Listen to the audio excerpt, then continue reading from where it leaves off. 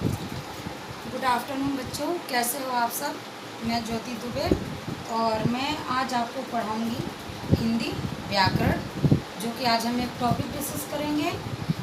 Chapter 1 जो है भाषा और व्याकरण। तो सबसे पहले हम ये समझेंगे कि भाषा होती क्या है। भाषा के द्वारा हम अपने भाव विचारों को एक दूसरे के सामने प्रकट करते हैं तथा दूसरे के भाव और विचारों को हम समझते हैं। इस संसार में सभी मनुष्यों को, प्राणियों को अपनी बातें एक दूसरे से कहने के लिए, एक दूसरे को समझाने के लिए किसी न किसी साधन की आवश्यकता होती है, जो कि भाषा एकमात्र साधन है।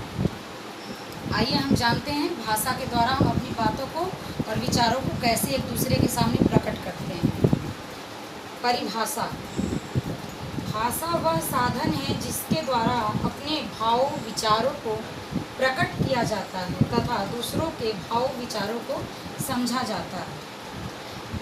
भाषा के वैसे 3 रूप बताए गए हैं: लिखित भाषा, मौखिक भाषा और सांकेतिक भाषा।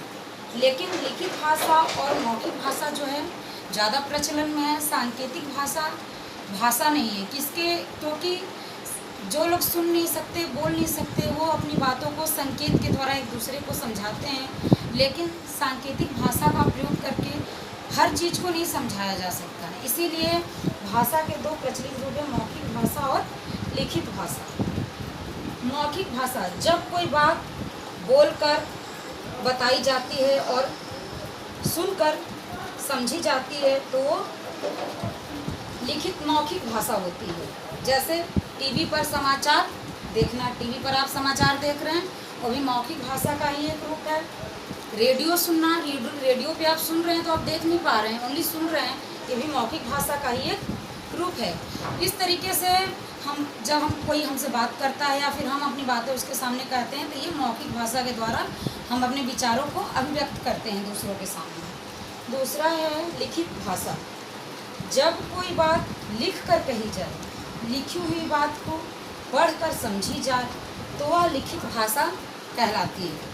जैसे मान लीजिए आपके यहाँ कोई पत्र आया, आपके दादाजी के यहाँ से आया या फिर आपके मामा जी के यहाँ से आया, और उस पत्र में क्या लिखा है आप उसको पढ़कर समझ रहे हो, तो वो लिखित भाषा करो। दूसरा, शिक्षिका पढ़ा रही है तो ये भी लिखित भाषा का ही रूप है।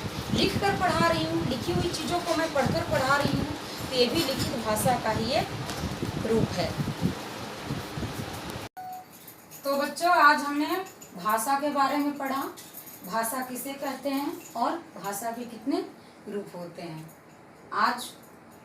आज बस इतना ही। आज आप इसी को रिवाइज कीजिए और अपने कॉपी में नोट कीजिए। बाकी कल मिलते हैं। Take care, bye.